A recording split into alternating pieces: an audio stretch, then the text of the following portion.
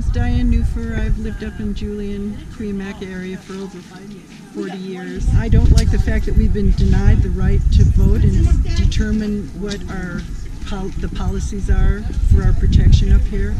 If anybody lived up here or witnessed the previous fires, the Cedar Fire, they know what the county policies and state policies are as far as protection up here. We were considered collateral damage, and we lost a third of our community. I'm still trying to rebuild my home.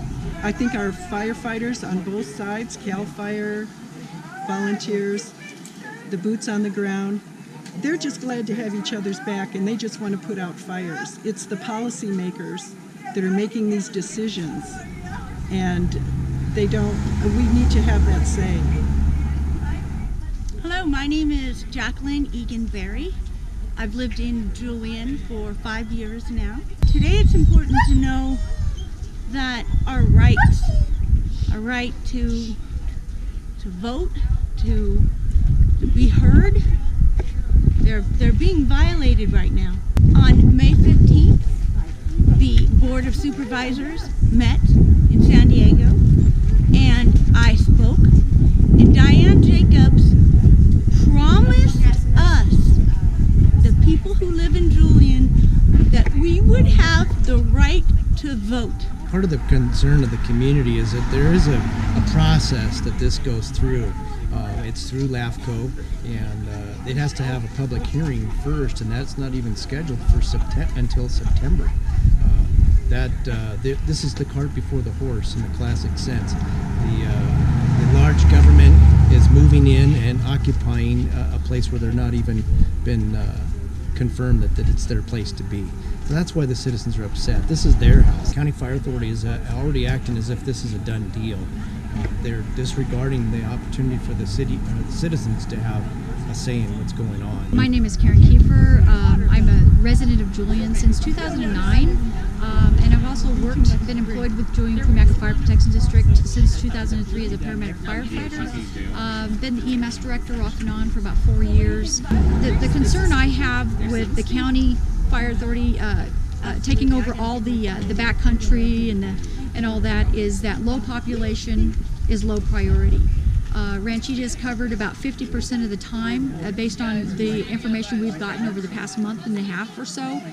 So that means they have no coverage for structure protection, EMS, and traffic collisions at all. The response into that area, if Warner Springs is out, is going to be a long time. And Shelter Valley, the county engine that's over there, gets moved to Julian to cover and leaving Shelter Valley uncovered. They get assigned to wildland fires, which is the responsibility of the state, and leaving their primary responsibility of traffic collisions, structure protection, and EMS, all those people at risk.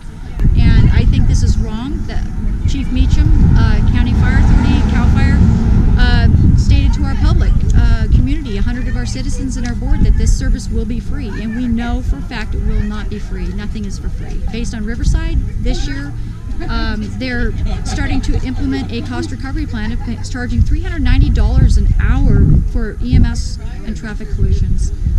This is not free, and that's on top of fees, that's on top of cutting resources. As the community has voiced their opinion over 3 petitions and a total of 800 signatures saying they want to support JCFPD, they want to vote, and the board of directors just has turned their backs completely on this community and not let them have a say.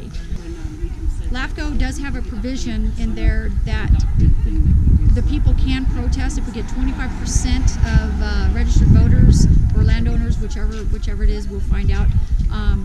They get that. It forces it to a vote. If we get 50% plus 1, 51%, then it will close the whole dissolution process down completely.